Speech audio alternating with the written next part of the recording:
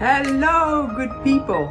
Thanks for joining me again. And if you're new to my channel, my name is Anne, and on my channel, I review foreign shows. You know what I usually say, right? We travel around the world sitting on our couches.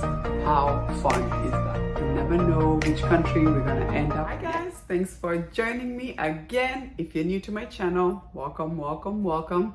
My name is Anne, and on my channel, I review foreign international content.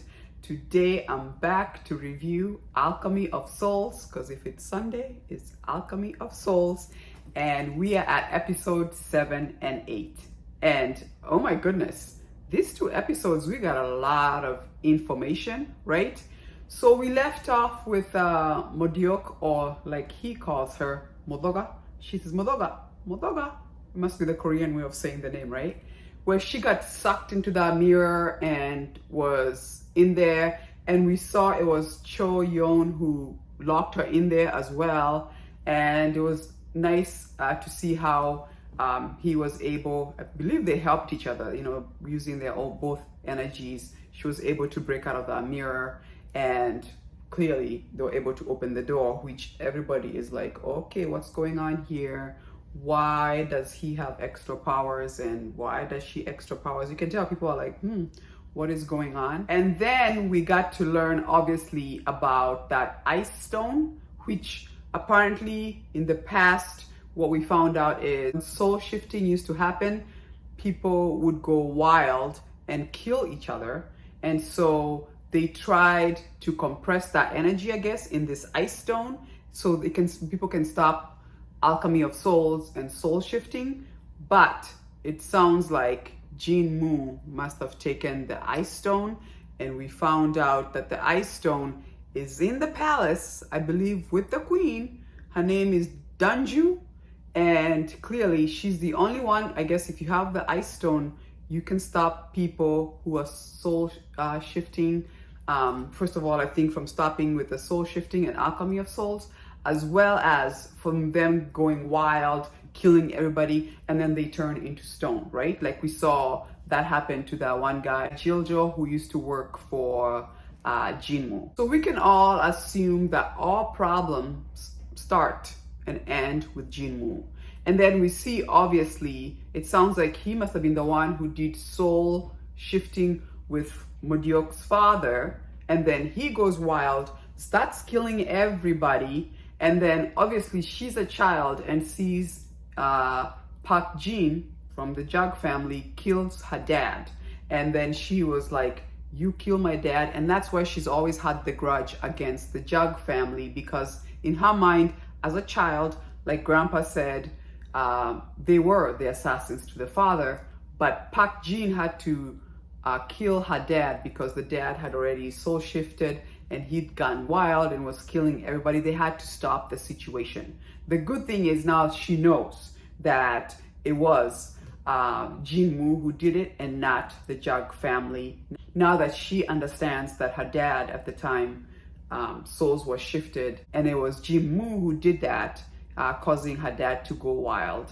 And I believe the reason why Jin Moo made Modiok's father go wild is because he found the secret, right? Remember, he could read the stars, and he saw that star when Jug-uk was born, meaning he connected the dots that that was the king's son, and there would be questions to be asked.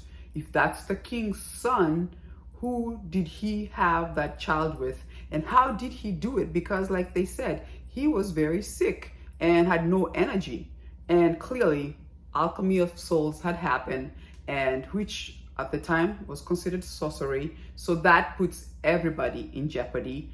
According to Jin Moo, he was trying to protect the secret. Remember, he told Park Jin when he confronted him and said, did you do Alchemy of Souls with Modiok's father?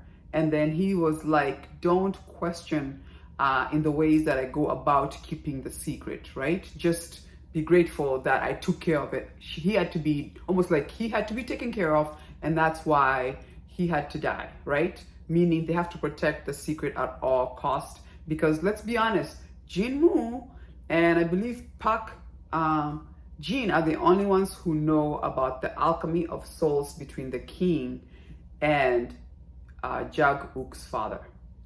Are we together, right?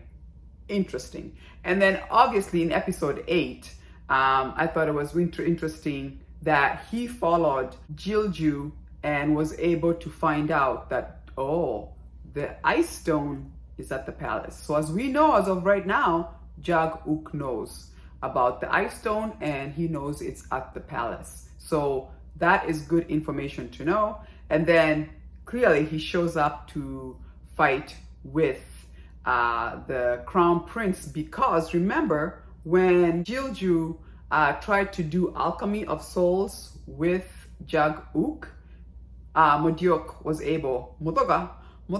able to stop the switching of souls, thankfully to her, and he got extra energy, so now his arm got strong.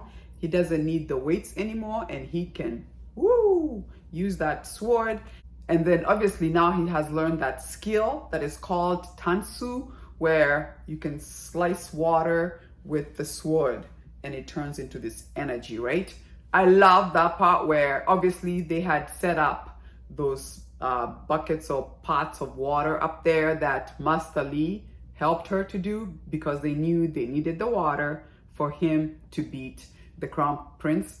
And then obviously Jinmu caught on and was like, why is there pots of water up there? Go and break all those pots. And thankfully Modoka saw that and she went up there and she uses her blood and he just hits that blood, sliced that blood drop with the sword and obviously beats the crown prince. And it was so good. Like, all the families were fighting to train him, and obviously he was looking at Park Jin like, do I finally get into the family and you can finally train me? Because at this point everybody wants me. And I loved how he turned around to Modoka and it was like, which family should I go to train me to get all my powers? And she was like, you're gonna go to Solgrim. I think it's because she's always known like how he has longed to be part of the family. And we did see some previews where it seems like they do give him a good welcome. It would be interesting to see how far Park Jin is able to train him, you know, to learn all the different, you know, the different levels of powers. And I'm assuming the Master Lee is gonna be helping as well. And then with Nasuk or Modoka in the midst of it, he's bound to be very, very powerful, right? And then I love the little preview we got.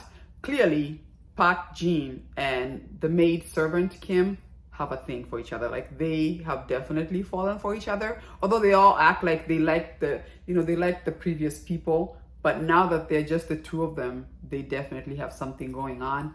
And then here for sure, this, when he was like, I can do anything if that means I get to see you. Oh, you know, love is in the air. I'm loving it. What do you think of episode 7 and 8? Tell me down below what your take was of this 2 episode. So far, still loving it, and we're getting more and more information. It'll be interesting to see, obviously, what happens to Jag-uk once he gets all the powers, and once he finds out who his father was. Oh my goodness. Once we get to that stuff, like, once the secrets come out, I get a feeling things are gonna get complicated really quick, right? Anyway, as usual, if you do like my video, give me a like, subscribe. It does help to support my channel. Please join me next week when I review episode 9 and 10. I'm also reviewing Extraordinary Attorney War, which is fire. Oh, that show is so good. I hope you're watching that too, because if you're not, you are missing out. Like I said, you're gonna have FOMO, right? Anyway, thank you so much and see you next time. Deuces.